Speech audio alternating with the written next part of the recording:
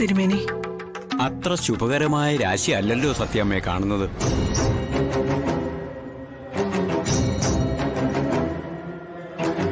ഈ വീടിനെ ചുറ്റിയുള്ള ദോഷങ്ങൾ ഇനിയും മാറിയിട്ടില്ല. തിരുമേനി പറഞ്ഞ ദോഷപരിഹാരങ്ങളൊക്കെ ചെയ്തിരുന്നു. വീട്ടിൽ നിന്ന് പുറത്താക്കിയ കുഞ്ഞിനെ മടക്കിക്കൊണ്ടുവന്ന് അന്നവും നൽകി. ചില ശാപങ്ങൾ ഈ വീടിനെ ചുറ്റിപ്പറ്റി നിൽക്കുന്നുണ്ടെന്ന് പറഞ്ഞിരുന്നല്ലോ തിരുമേനി. അത്രയും നല്ലത്. ശാപങ്ങൾ ഒഴിവായി. പക്ഷേ ഒരു കൈക്കുഞ്ഞിന്റെ മരണം, ഐശ്വര്യദേവതയുടെ പടിയിറക്കം, വിരഹം, കണ്ണുനീര്, ഇതൊക്കെയാണ് മുന്നിൽ കാണുന്നത്. തിരുമേനി, അതെങ്ങനെ? ശാപമല്ല സത്യാമ്മേ. ഇക്കുറി ഒരു ആത്മാവിന്റെ അപ്രീതിയാണ് സത്യാമ്മയുടെ വീടിനെ ചുറ്റിത്തിരിയുന്നത്.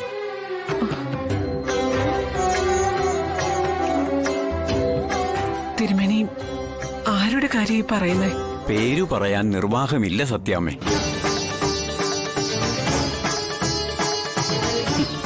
തിരുമേനി എന്തോ പറയുന്നേ? ഈ ആത്മാവെന്ന് പറയുന്ന ഒരു ചൈതന്യം മാത്രമല്ലേ? അതിന് ഈ കൈകാലുകളോ ശക്തിയോ ഒക്കെ ഉണ്ടോ? ഈ സീരിയലിൽ കാണുന്ന പോലെ ആരെങ്കിലൊക്കെ കഴുത്തേരിക്കാനൊക്കെ ആത്മാവിനെ കൊണ്ട് പറ്റൂ? രാഘവൻ നായർ പറയുന്നത് തന്നെയാ ഞാനും പറയുന്നത്. സാധ്യമല്ല. ജീവനുള്ള ഒരു ശരീരത്തിൽ ആത്മാവിന്റെ സാന്നിധ്യമുണ്ടെന്ന് സമ്മതിക്കുമല്ലോ. അതെപ്പോഴും അവിടെ ഉണ്ട്. പക്ഷേ നാം അത് തിരിച്ചറിയുന്നില്ല. നമ്മുടെ ചിന്തകളും ശബ്ദങ്ങളുമാണ് പലപ്പോഴും ആത്മാവിനെ നമ്മിൽ നിന്നും മറയ്ക്കുന്നത്. കുറച്ചു നേരം കണ്ണടച്ച് ഏകാഗ്രചിത്തനായിരിക്കൂ. നമ്മുടെ ഹൃദയം ഇടിക്കുന്നുണ്ട്, നമ്മൾ ശ്വാസോച്ഛ്വാസം ചെയ്യുന്നുണ്ട്, നമ്മുടെ ഞരമ്പിലൂടെ രക്തം ഓടുന്നുണ്ട്. ഇതിനെല്ലാമുള്ള ശക്തി എവിടെ നിന്ന് വരുന്നു? ആത്മാവിൽ നിന്നും. ഇതേ ആത്മാവ് ശരീരം വിട്ടൊഴിയുമ്പോഴല്ലേ മനുഷ്യന്റെ ശരീരം കിളിയൊഴിഞ്ഞ കൂടുപോലെ മൃതമാകുന്നത്? ശരീരം വിട്ടൊഴിയുന്ന ഈ ശക്തി എവിടേക്ക് പോകുന്നു? മോളെ, ഈ വില നീ ഈ വീട്ടിൽ പാലിച്ചോണം. ഈ വീട്ടിലെ മരുമോളാ നീ. അമ്മയ്ക്ക് ഹിന്ദിയൊക്കെ നന്നായി അറിയാലോ. പിന്നെ നാഷണൽ പൊളിറ്റിക്സിൽ മുഴുവൻ മാർവാടികളല്ലേ. മുസ്തഫ, വണ്ടി എടുത്തോ.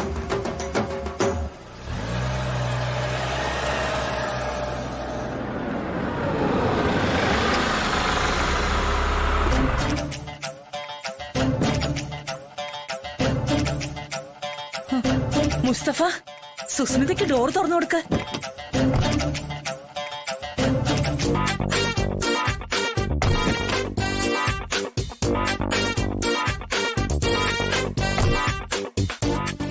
ശിവനെ, എന്തായി തീരുന്നു?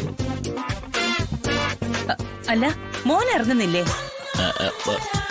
ഞാന് ഇറങ്ങണോ? അത് ശരിയാ. മോൻ അവിടെ ഇരുന്നോ. രാമചന്ദ്രന് ഒരു സർപ്രൈസ് കൊടുക്കാൻ നമുക്ക്. ശിവനെ, നീ രക്ഷിച്ചു. സർപ്രൈസ് നല്ലതാ. വാ മോളെ. അമ്മ, ഇതൊക്കെ ഇങ്ങനെ തന്നെയാണോ വേണ്ടേന്നൊരു സംശയം. അല്ല, അവര് നിലവിളക്കൊക്കെ തന്നല്ലേ എന്നെ സ്വീകരിക്കണ്ടേ? കൊള്ളാം, സ്വീകരിച്ചത് തന്നെ. സാരമില്ല മോളെ. ആ രാമേന്ദ്രൻ വന്ന് നമ്മളെ വെല്ലുവിളിച്ചിട്ട് പോയതല്ലേ. നിന്റെയും ജഗദീപിന്റെയും കല്യാണം നടത്താൻ സമ്മതിക്കില്ലെന്നും പറഞ്ഞ്.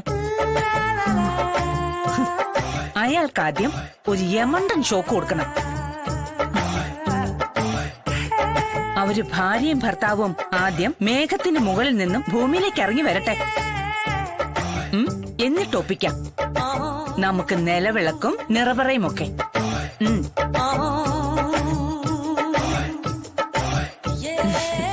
നീ വാ.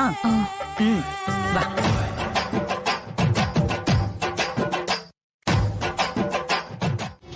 നിർത്ത്.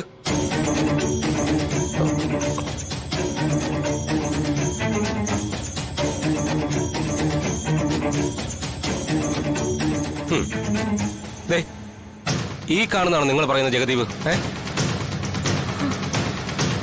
ആ അതെ.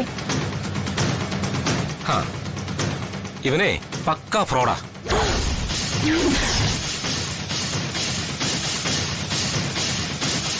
ഇവന്റെ ശരിക്കുള്ള പേരെന്താന്ന് പോലും എനിക്കറിയില്ല. ഗസറ്റ് പരസ്യം കൊടുത്ത് ജഗദീപ് എന്ന് പേര് മാറ്റിയിരിക്കുക. ചിറക്കൽ രാമചന്ദ്രന്റെ മകനാണെന്ന് പറഞ്ഞ് ഇവൻ കാണിച്ച തട്ടിപ്പിനെല്ലാം എവിടെ നിന്നെല്ലാം ഞാൻ തല്ലുകൊണ്ടെന്ന് എനിക്ക് തന്നെ അറിയില്ല.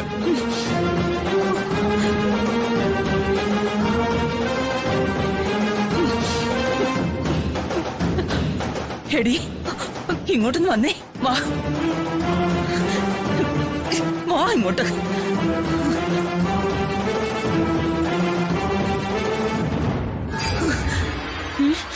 ഇങ്ങോട്ട് വരാൻ.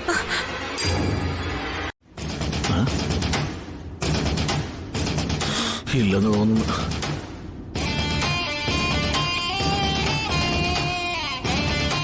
എത്രയും പെട്ടെന്ന് ഒരു ഇടികിട്ടാത്ത ദൂരത്തെത്തിക്കഴിഞ്ഞാൽ അത്രയും നല്ലത്.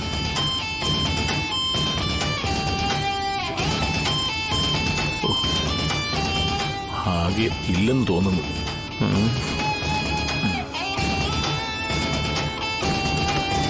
ചിലപ്പോ കാറ് പോയതുകൊണ്ട് തള്ളയും മോളും ഒന്നും ഉടനെ പിന്നാലെ വരുമെന്ന് പേടിക്കണ്ട. നമ്മൾ എത്ര കണ്ടേക്കുന്നു.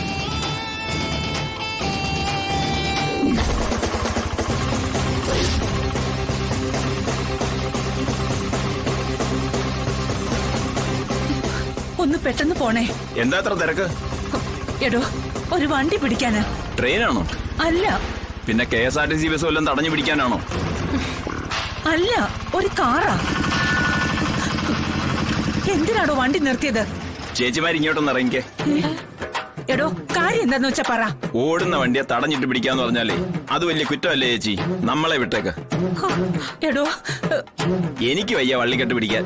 എടോ ഇത് മറ്റു വല്ലവരുടെയും വണ്ടിയല്ല, ഞങ്ങളുടെ കാറ് പുറത്ത് മോഷ്ടിച്ചോണ്ട് പോയി. അവനെ പിന്തുടർന്ന് പിടിക്കാനാ. സത്യമാണല്ലോ അല്ലേ? എടോ സത്യമാണെന്ന് പറഞ്ഞില്ലേ? എല്ലാത്തിന്റെ റിസ്ക് ഞങ്ങൾ ഏറ്റെടുത്തു. ഈ കൊച്ചിനെയൊക്കെ കണ്ടിട്ട് ആകെ ഒരു വശപ്പശ കാണല്ലോ, അതാ. എടോ അതൊക്കെ തന്നെ തോന്നല. താൻ വർത്താനം പറഞ്ഞു നിന്ന് സമയം കളയല്ലേ. നിങ്ങൾക്ക് പോലീസിൽ അറിയിച്ചാ പോരെ? എടോ അതിനൊന്നുമുള്ള സമയമില്ല. താനൊന്ന് വണ്ടി എടുത്ത് സഹായിക്കും. അങ്ങനെ മര്യാദക്ക് പറ.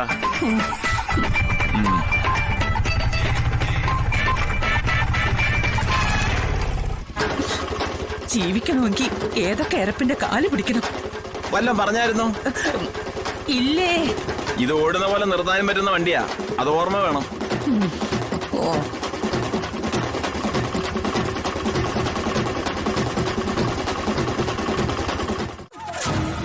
നിക്കാനാ പറഞ്ഞത്. ശ്യാമേ നിക്ക്. ശ്യാമേ ശ്യാമേ നിക്കാൻ. എന്റെ ദേഹത്ത് തുടരുന്ന പറഞ്ഞിട്ടില്ല ഞാൻ. ശ്യാമേ മിണ്ടരുത്, മിണ്ടി പോകരുത് നിങ്ങള്. എന്റെ ജീവിതം നശിപ്പിച്ചപ്പോ തൃപ്തിയായില്ല നിങ്ങക്ക്? ശ്യാമേ ഞാൻ എല്ലാം കണ്ടില്ലേ നിങ്ങള്? കണ്ടിട്ട് തൃപ്തിയായില്ലേ? എന്റെ ജീവിതം നശിച്ചു. ശ്യാമേ ഒന്ന് പതുക്കെ പറയേ, ആൾക്കാർ കേൾക്കും. കേക്കട്ടെ, കേൾക്കുന്നവരെല്ലാരും കേക്കട്ടെ. എനിക്കിനി മുന്നും പിന്നെ ഒന്നും നോക്കാനില്ല.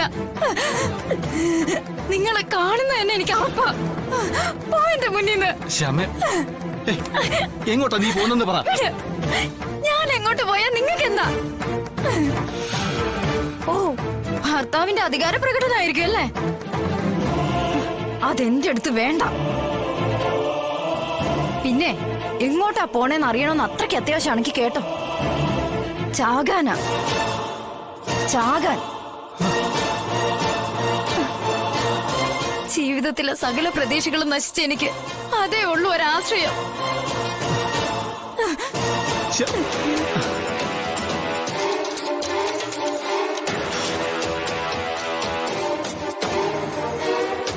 ശ്യാമേ.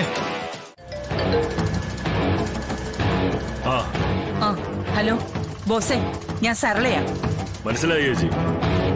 ബുദ്ധിമുട്ടില്ലെങ്കിൽ ഞാൻ കുറച്ചു കഴിഞ്ഞ് തിരിച്ചു വിളിച്ചാൽ മതിയോ? ചെറിയൊരു തിരക്കിൽപ്പെട്ടിരിക്കുക. ബുദ്ധിമുട്ടുണ്ട്. ബോസ് കുറച്ച് സമയം ഞങ്ങൾക്ക് വേണ്ടി മാറ്റിവെച്ചേ പറ്റൂ. ചേച്ചി പറയും. ഞാനിപ്പോ ഒരു ഫോട്ടോ അയച്ചു തരാം. അവൻ ആരാണെന്നും എന്താണെന്നുമുള്ള ഫുൾ ഡീറ്റെയിൽസ് പറ്റുന്നത്രയും വേഗം എനിക്ക് കിട്ടിയിരിക്കണം. മാക്സിമം സമയം 1 അവർ. 1 മണിക്കൂറിനപ്പുറം പോകാൻ പാടില്ല സമയം. ചേച്ചി എന്തെങ്കിലും ഫോട്ടോ അയക്കും.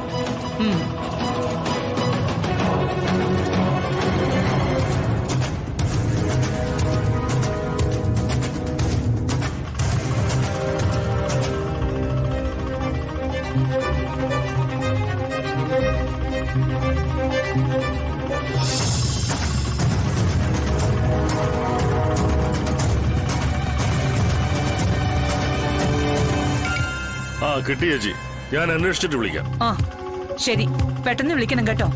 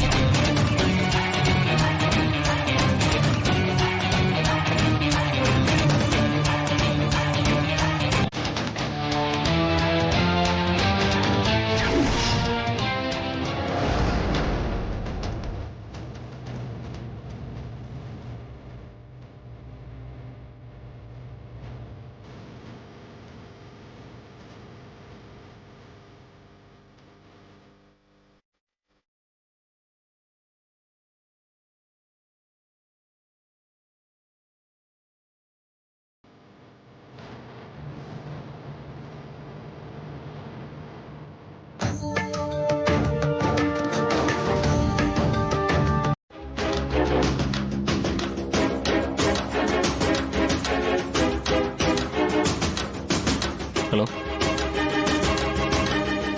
അമ്മേ, ദേ നിൽക്കുന്നവൻ.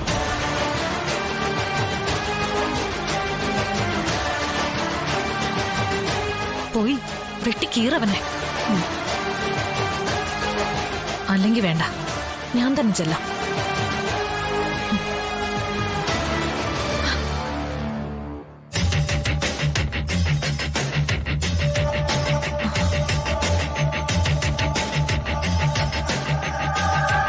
ഇവരെന്താ ഒരുമിച്ച്?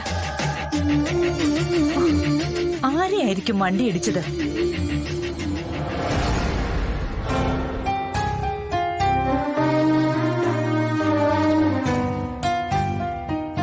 ബ്രോ, ശ്യാമയുടെ ആരാ? എന്റെ ഭാര്യ ശ്യാമ. അവളെ ഈ കായൽ തീരത്തേക്ക് കൊണ്ടുവന്നാലെന്നൊരു ആലോചന. ഇവിടെ ജീവിക്കേണ്ട പെണ്ണ ബ്രോ അവള്. കായൽ റാണിയായി.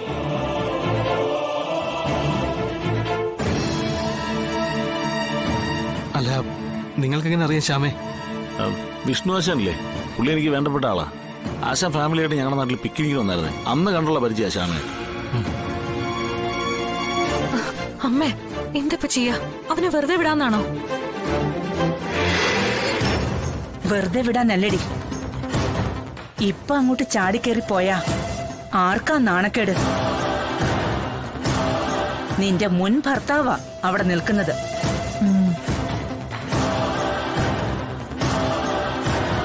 അവൻ വേറൊരു പെണ്ണിനെ കെട്ടി ഒരു കുഴപ്പമില്ലാതെ ജീവിക്കുന്നു.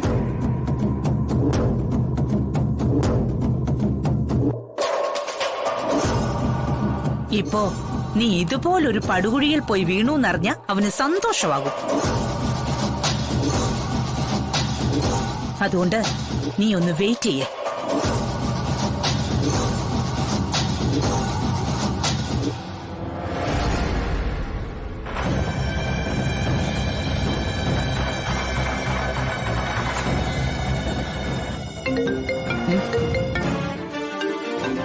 ബോസാ,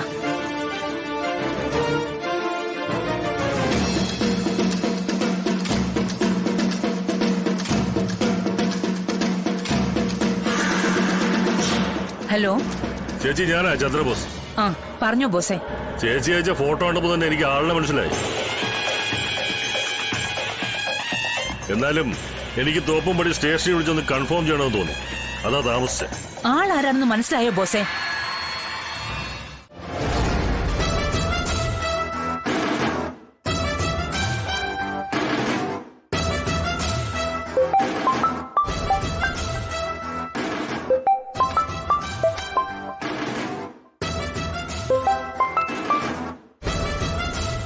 നിന്നോട് ഇങ്ങോട്ട് വിളിക്കരുതെന്ന് ഞാൻ പറഞ്ഞതല്ലേ സാറിലെ? ഓർമ്മയുണ്ട്. എന്നിട്ടും വിളിക്കുന്നെങ്കിൽ അത് അത്രയ്ക്കും പ്രധാനപ്പെട്ട കാര്യത്തിനാണെന്ന് വിചാരിച്ചാ മതി. അത്ര എളുപ്പം മുറിച്ചു കളയാവുന്നതല്ല ഭാമേ നമുക്കിടയിലുള്ള ബന്ധം.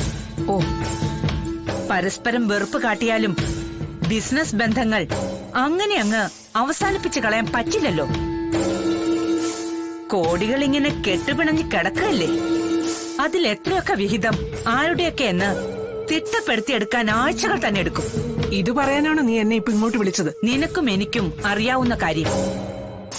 നമ്മൾ പരസ്പരം ഒരു ധാരണയിൽ പോകുന്നതാണ് നല്ലതെന്ന് ഞാൻ ഓർമ്മിപ്പിച്ചെന്നേ ഉള്ളൂ. എന്നും ഞാൻ നിന്റെ ഒരു വെൽവിഷറാ. മറ്റൊന്നും പറയാനില്ലെങ്കിൽ ഞാൻ ഫോൺ കട്ട് ചെയ്യാൻ പോവാ. അങ്ങനെ അങ്ങ് വെച്ചിട്ട് പോയാലോ ഭാമേ? നിനക്ക് സന്തോഷം ഉണ്ടാക്കുന്ന ഒരു കാര്യം പറയാൻ വേണ്ടിയാ ഞാൻ വിളിച്ചത്. ആട്ടെ, നിന്റെ ഇളയ മരുമകൾ ക്ഷാമയുണ്ടോ അവിടെ? നിനക്കിതൊക്കെ അറിഞ്ഞിട്ട് എന്താടി കാര്യം? എനിക്കറിഞ്ഞിട്ടൊന്നുമില്ല. പക്ഷേ നിന്റെ അറിവിലേക്ക് ഒരു വിവരം തരാം. ക്ഷാമ ഇപ്പോ കരുണ ഹോസ്പിറ്റലിലുണ്ട്. ഹോസ്പിറ്റലിലോ? അയ്യോ, ഞാനൊന്നും ചെയ്തതല്ല കേട്ടോ. അവള് തന്നെ ഒരു വണ്ടിയുടെ മുന്നിലേക്ക് എടുത്ത് ചാടിയതാ ആത്മഹത്യ ചെയ്യാൻ.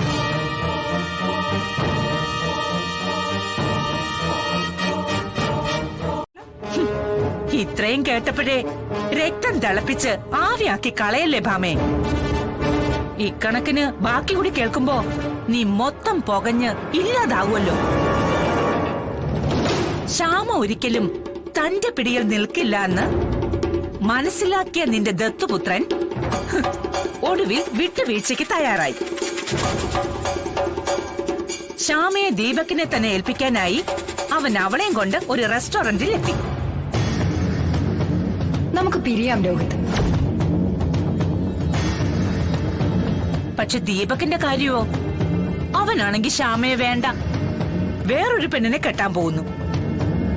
നിന്നെ എനിക്ക് വേണ്ടെന്ന് ദീപക് അവളുടെ മുഖത്ത് നോക്കി പറഞ്ഞതിന്റെ നൊമ്പരത്തിലാ വണ്ടിയുടെ മുമ്പിലേക്ക് അവള് ചാടിയത്.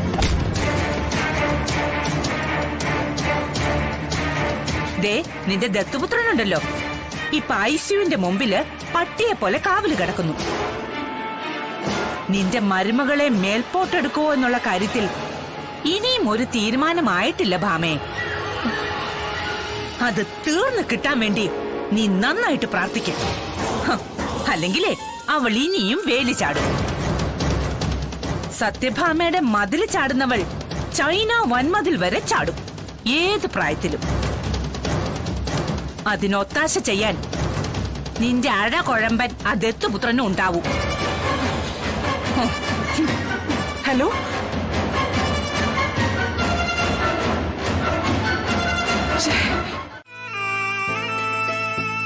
ഇയാൾക്ക് എന്നോട് ഒരിക്കലും പൊരുത്തപ്പെടാൻ കഴിയില്ലെന്ന് മനസ്സിലായി.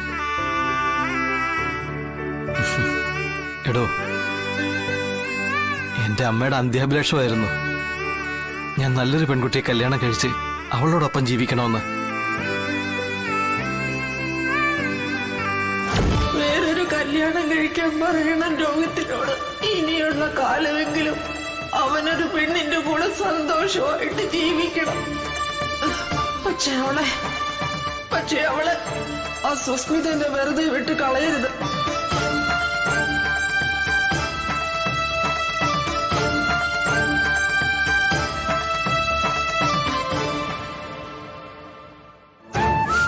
സാരമില്ല, പ്രായമായ ഒരു സ്ത്രീയുടെ മോഹമായിരുന്നില്ലേ, അതങ്ങ് വിട്ടേക്ക്.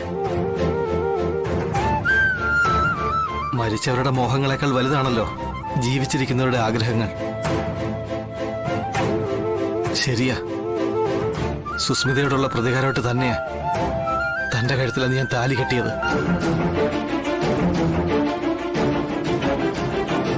നിന്റെ അമ്മയെ മേൽപോട്ടെടുത്ത പോലെ നിന്റെയോ ശാലിനിയുടെയോ നിങ്ങളോട് ചേർന്ന് നിൽക്കുന്നവരുടെയോ ജീവിതത്തിൽ ഒരിക്കലും സന്തോഷം ഉണ്ടാവില്ല.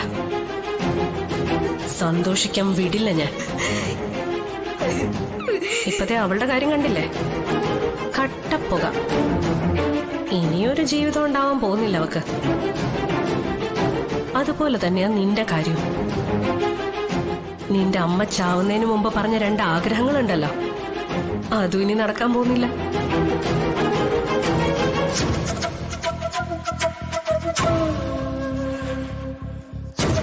അതിനുള്ള മറുപടിയായിട്ട് തന്നെയാണോ ഞാൻ ഇയാളുടെ കഴുത്തിൽ താലി കെട്ടിയത്.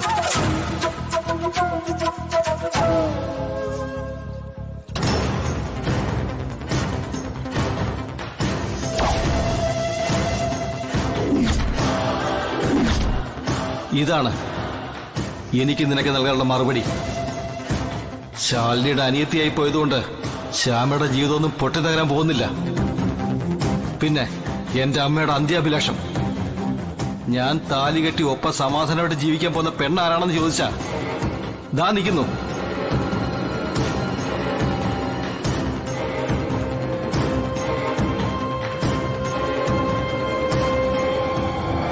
പക്ഷേ ഞാൻ തോറ്റുപോയി ശ്യാമേ. അബദ്ധത്തിലാണ് കല്യാണം കഴിച്ചതെങ്കിലും മനസ്സുകൊണ്ട് ആ നിമിഷം മുതല് എന്റെ ഭാര്യയായിരുന്നു ഇയാള്. എന്നോട് പിണക്കവും പരിഭവവും ഒക്കെ കാണിക്കുമ്പോ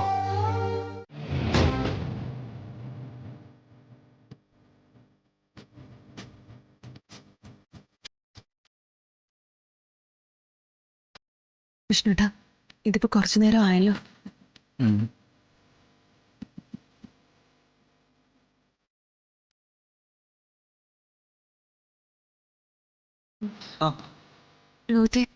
ശ്യാമയ്ക്ക് എങ്ങനെയുണ്ട്?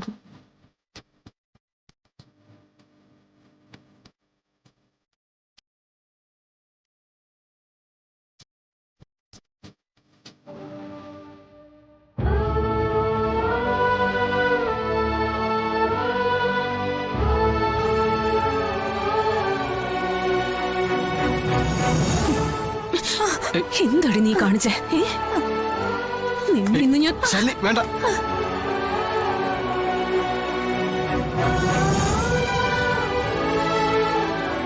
രോഹിത്തെ ഇടയിൽ കയറരുത്. മാറിയെന്നേ. വേണ്ട ശാലിനി. വേണ്ടാന്ന് വെക്കുന്നതാ ഈ കുഴപ്പം. ഇനി നല്ല തല്ല് കൊടുത്തില്ല എന്നുണ്ടെങ്കിൽ ഇവിടെ നന്നാവില്ല. മാറിന്നേ. ശാലിനി വേണ്ടാന്ന്. രോഹിത്തെ മാറാൻ. ശാലിനിയോടല്ലേ പറഞ്ഞ വേണ്ടാന്ന്.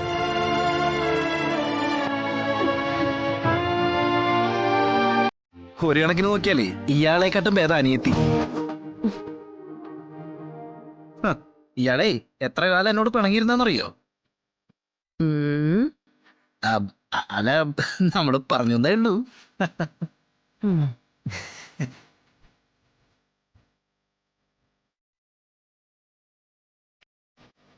വേറൊന്നുമല്ല വിഷ്ണുട്ടാ, രോഹിത്ത് പ്രയോഗിച്ച മന്ത്രം അറിഞ്ഞെങ്കിലേ കുറച്ച് ജഗദീപിന് കൂടി പറഞ്ഞു കൊടുക്കായിരുന്നു, സുസ്മിത നേരെയാക്കാനേ. ഓ ആണോ? നേരെയോ?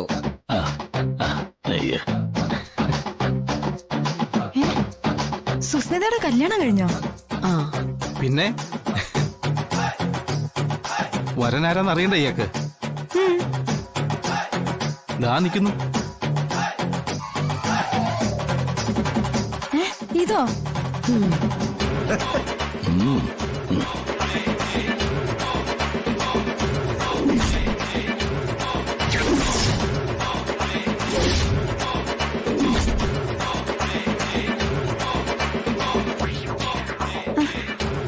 ഇതൊരു സ്വാമിയല്ലേ? ആ, അന്ന് സ്വാമിയായിരുന്നു, ഇന്ന് സുസ്മിതയുടെ ഹസ്ബൻഡ്. ജീവിക്കാൻ വേണ്ടിയുള്ള ഓരോരോ വേഷം കെട്ടലുകളെ. സുസ്മിതയ്ക്കല്ലെങ്കിലും അത് തന്നെ വേണം.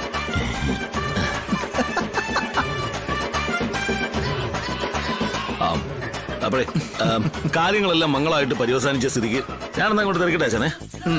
അപ്പൊ ശരി, അപ്പൊ പോയി പൊളിക്ക്. പിന്നെ എല്ലാത്തിനും ആശാന്റെ ഒരു അനുഗ്രഹം വേണം. ഓ ദീർഘസുമംഗലി ഭവ. വിഷ്ണുട്ടാ, അത് സ്ത്രീകൾക്ക് കൊടുക്കുന്ന അനുഗ്രഹം. അയ്യോ, എന്നൊരു കാര്യം ചെയ്യാം, സുമംഗലൻ ഭവ പോരെ? എങ്ങനെയുണ്ട്? ഓ, എന്നാ പോവാണേ. ഇനിയും കുറച്ചു നേരം കൂടെ ഇവിടെ നിന്ന് കഴിഞ്ഞാൽ സുഖപ്രസവത്തിനുള്ള ഫലം കൂടി കിട്ടും. പൊടാ എന്നാ ശരി.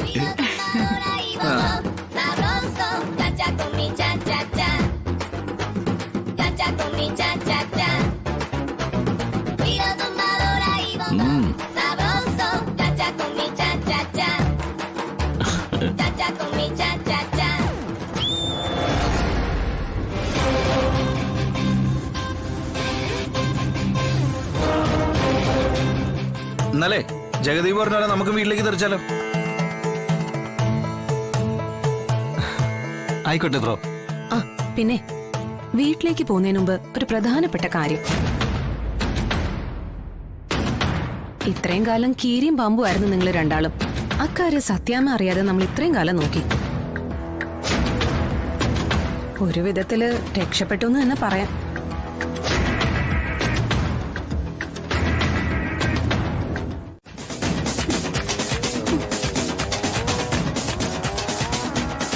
എടുത്തോണ്ട് വരാൻ ഇവിടെ ചെന്ന് എടുത്തോണ്ട് വരാൻ. എടുക്കാം, ആ എടുത്തിട്ട് വരാം. ഇനിയിപ്പോ അത് എടുത്തോണ്ട് വരാം അല്ലേ? ആ ചെല്ലേ. ടേബിളിന്റെ അവിടെ നിന്ന് ഞാൻ എടുത്തിട്ട് വരാം.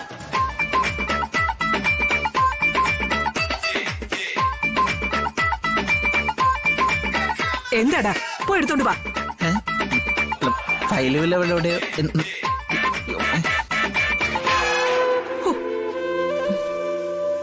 ഇവന്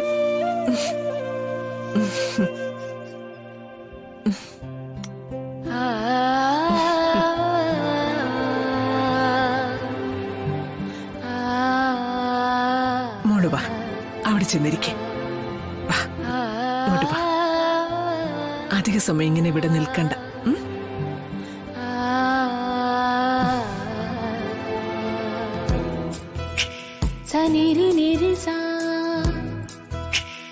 ഈശ്വര, വിഷ്ണുട്ടൻ എവിടെ പോയി റിപ്പോർട്ട്സ് സംഘടിപ്പിക്കുമെന്നോ?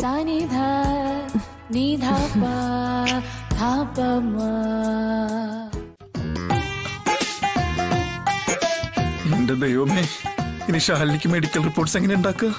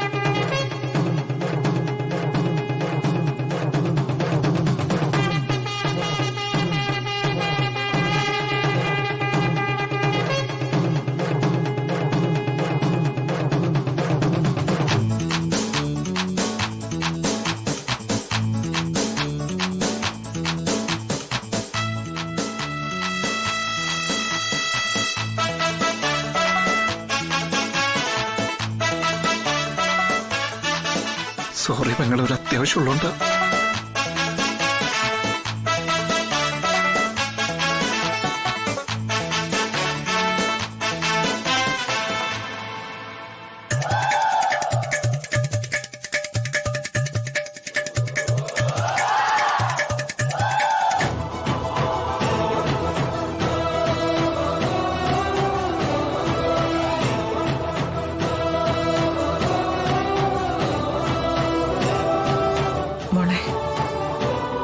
സത്യാമ്മയുടെ മനസ്സ് നിറഞ്ഞു.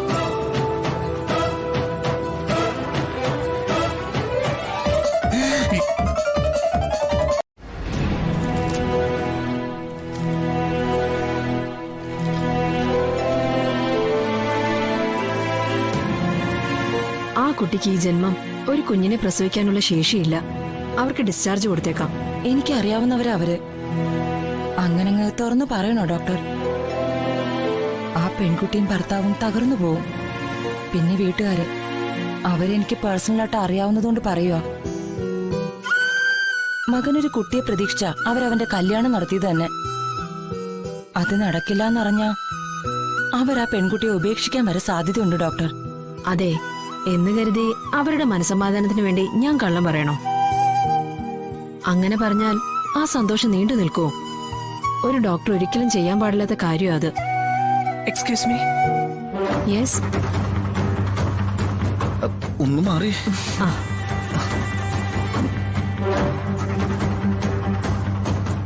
ഡോക്ടർ, ഇതെന്റെ മരുമകളുടെ ടെസ്റ്റ് റിപ്പോർട്ടാ. പക്ഷേ ഇതിൽ ഇവളുടെ പേരില്ല.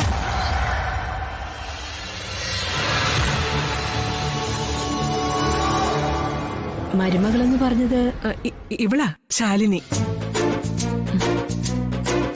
ഞാൻ ഈ കുട്ടിയെ പരിശോധിച്ചെന്നോ?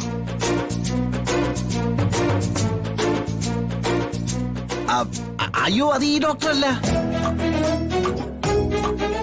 ആ സമയത്ത് ഈ റൂമിൽ വേറൊരു ഡോക്ടറായിരുന്നു അല്ലേ ഡോക്ടറെ? ആ സമയത്ത് വേറെ ഡോക്ടറായിരുന്നില്ലേ അല്ലേ? ഞാനിപ്പോ എന്താ ചെയ്യേണ്ടത്? ഈ കുട്ടിയെ ചെക്കപ്പ് ചെയ്യണോ? ഡീറ്റെയിൽഡ് ആയിട്ട് ചെക്കപ്പ് ചെയ്യണം. ഓക്കെ, ടെസ്റ്റ് ചെയ്യാം.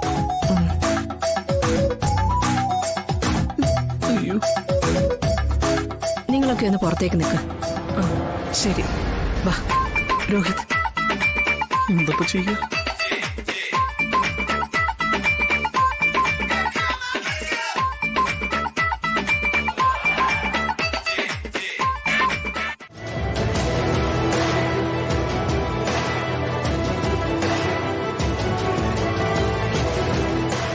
എന്തുവാടാ ഇത്? ഒന്നുമില്ല അമ്മ, ഞാൻ ടെൻഷനിലേ. അമ്മ ഇരിക്കണം. എന്താടാ? വല്ലാത്ത ടെൻഷൻ.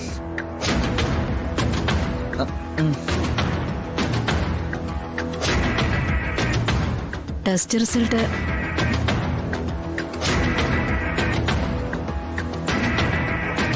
പോസിറ്റീവ് ആണ്.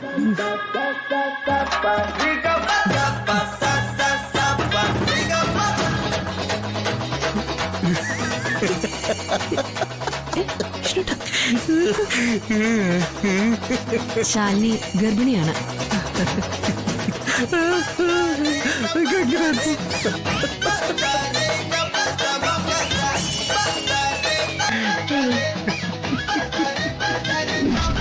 നിങ്ങളൊക്കെ ഒന്ന് പുറത്തേക്ക് നിൽക്ക്. ശരി, വാ രോഹിത്.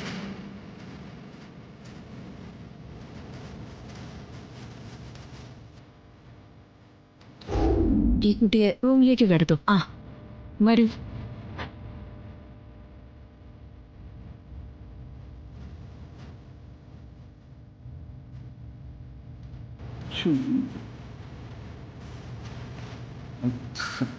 ഡോക്ടറെ ഒന്ന് സഹായിക്കണം.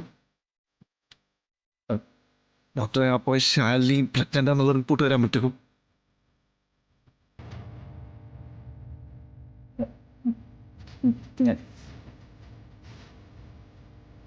ഒന്ന് സഹായിക്കണം ഡോക്ടർ. ജീവിത പ്രശ്നം വേറൊന്നും വിചാരിക്കില്ലേ? എന്താണോ ഇത്? ഡോക്ടർ ഒന്ന് രക്ഷിക്കണം. അതെല്ലാം പറഞ്ഞ പോലെ പറഞ്ഞോടെ പറയണേ. ഓക്കെ. അല്ല, ഇയാള്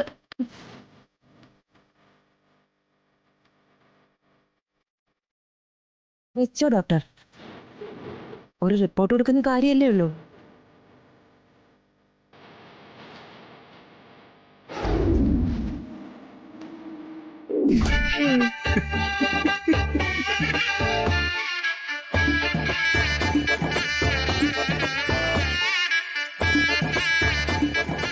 താങ്ക്സ് ഡോക്ടർ.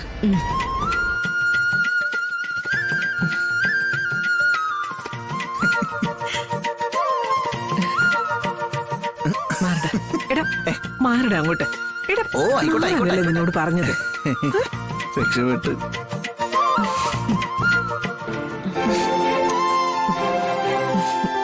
എന്റെ പൊന്ന്, അവസാനം എന്റെ ആഗ്രഹം സാധിച്ചു തന്നു.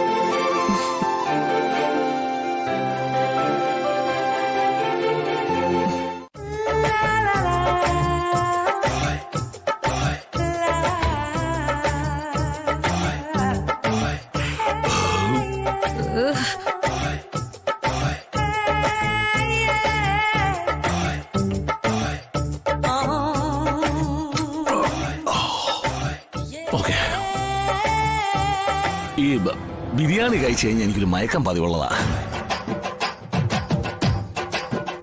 ഞാൻ മുകളിലേക്ക് പോവാണേ. അയ്യോ എന്റെ മാല. കല്യാണപ്പയ്യെ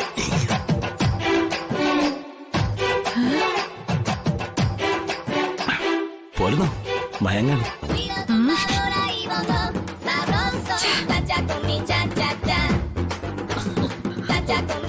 വായു വായു വായു തെച്ചിപ്പൂവേ തിങ്കാശിപ്പൂവേ മച്ചന്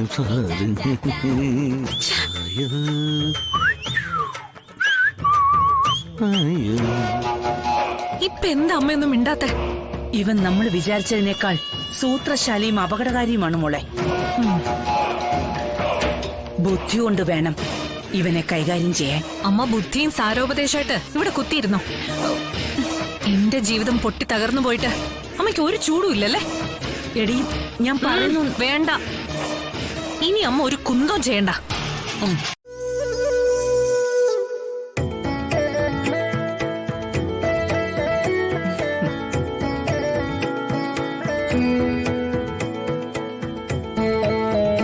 അല്ല, എന്താ നിങ്ങൾ എല്ലാവരും ഒരുമിച്ച്? അതെന്താ രാഘവേട്ട, ഞങ്ങൾക്കെല്ലാം ഒരുമിച്ച് വന്നൂടെ? അല്ല, 3 പേരും 3 പോയത്, അതുകൊണ്ട് വെച്ചതാ. എന്നാര് പറഞ്ഞു? എങ്ങോട്ട് പോയാലും ഒരിടത്ത് വെച്ച് കൂട്ടിമുട്ടുമല്ലോ. ആ സമയത്ത് ഞാൻ അവിടെ വേണമെന്നായിരുന്നു നിയോഗം. ഭാമേ, എന്താ നീ എനിക്കൂടെ മനസ്സാന്തരയിൽ തെളിച്ചു പറ.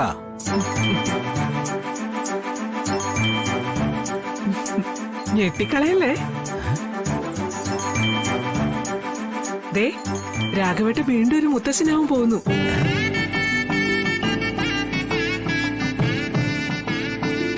നമ്മുടെ ഈ തങ്കക്കുടം പണി പറ്റിച്ചു.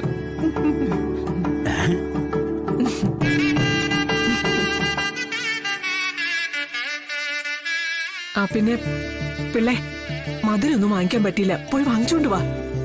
ഇവിടെ കുറച്ച് ഇരിപ്പുണ്ട് സത്യാമ്മേ. അത് പോരാ, പരിചയക്കാർക്കെല്ലാം വിതരണം ചെയ്യണം. ആ, കുറച്ചധികം വാങ്ങിക്കണം. ഇപ്പൊ തന്നെ വണ്ടി എടുത്ത് പോയിക്കോട്ടോ. ശരി സത്യാമ്മേ. പോടുവാടോ.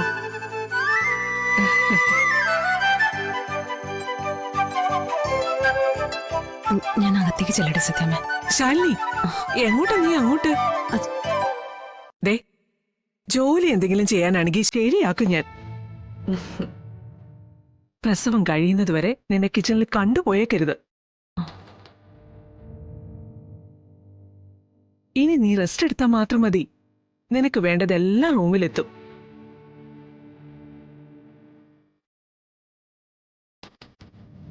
ഡാ വിഷ്ണു, നീ ശ്രദ്ധിക്കണം കേട്ടോ.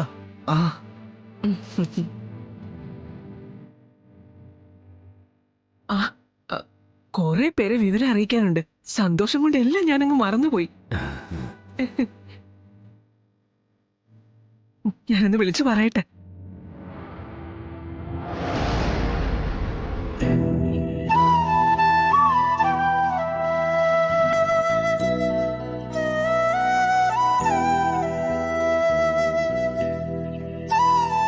അല്ല മോനെ, ഈ സമയത്ത് ഇത് അച്ഛാ, സംസാരിക്കാനുണ്ട്.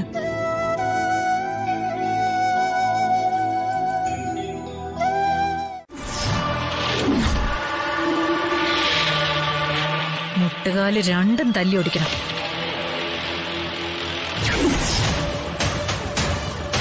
വാരിയല്ലുകൾ അടിച്ച് തകർത്ത് ഇഞ്ച പരുവാക്കണം.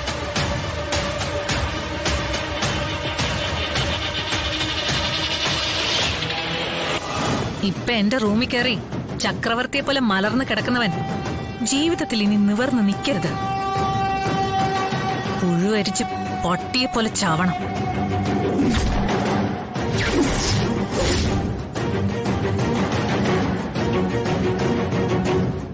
എങ്ങനെയുണ്ട് മോളെ? സത്യത്തിൽ നിന്നെ ഞാൻ തിരിച്ചറിഞ്ഞില്ലല്ലോ മോളെ.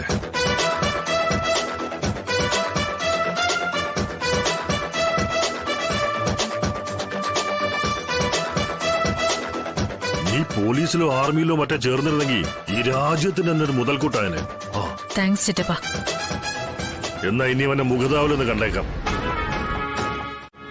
ബോസേ, അതെ, ഇവിടെ വെച്ച് തല്ലും ബഹളമൊന്നും വേണ്ട. ആ, എന്തെങ്കിലും ചെയ്യുന്നുണ്ടെങ്കിൽ അത് ഇവിടുന്ന് കൊണ്ടുപോയിട്ട് മതി. അക്കാര്യത്തിൽ എനിക്ക് ഉറപ്പൊന്നും തരാൻ പറ്റില്ല ചേച്ചി. ഇവിടെ കയറി അവൻ കാണിച്ച വൃത്തികേടിന് ഇപ്പോഴും എന്റെ ചോര വിളച്ചോണ്ടിരിക്കുക. മുന്നിൽ കാണുമ്പോഴേ ഞാൻ രണ്ടെണ്ണം പൊട്ടിക്കും. എന്നിട്ട് ചോദ്യം പറഞ്ഞില്ലേക്കേ ഉള്ളൂ. അമ്മ അങ്ങനെയൊക്കെ പറയും. അവൻ പട്ടിയെ പോലെ കിടന്ന് തല്ലുള്ളെന്ന് എനിക്ക് കാണണം. നിലത്ത് കിടന്ന് അവൻ എഴയണിച്ചിട്ടപ്പാ. എന്റെ കാല് പിടിച്ച് സമസ്താപരാധം പറയിച്ചിട്ടേ ചിറ്റപ്പൻ അവൻ ഇവിടുന്ന് കൊണ്ടുപോവാം. അതൊക്കെ ഈ ചിറ്റപ്പൻ ഏറ്റുപോളെ. ചിറ്റപ്പൻ വന്നേ.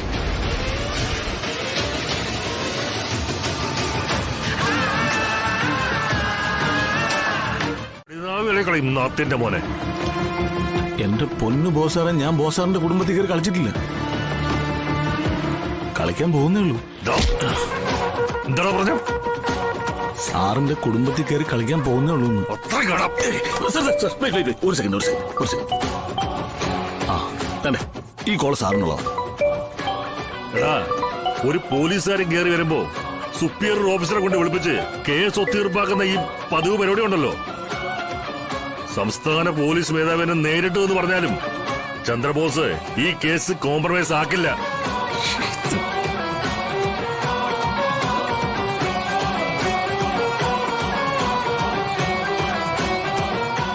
തീ കൊണ്ട് കളിച്ച എങ്ങനെയിരിക്കുമെന്ന് നീ അറിയണം.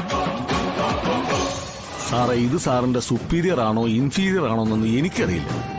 എന്തായാലും സാറിന് വളരെ വേണ്ടപ്പെട്ട ഒരാളാണ്. ഒച്ചയും ബഹളമൊന്നും കേൾക്കുന്നില്ലല്ലോടി. ചിലപ്പോഴേ ബെഡ്ഷീറ്റ് ചുരുട്ടി വായിൽ തിരികെ കുനിച്ചു നിർത്തി ഇടിക്കായിരിക്കും അമ്മേ. പോലീസുകാരുടെ അങ്ങനെ ഒരു ഐറ്റം ഉണ്ട്. ശബ്ദം വെളി കേക്കില്ല. എന്ത് കാണിച്ചാലും വേണ്ടില്ല, ഇവിടെ കൊന്നിടാതിരുന്നാ മതിയായിരുന്നു.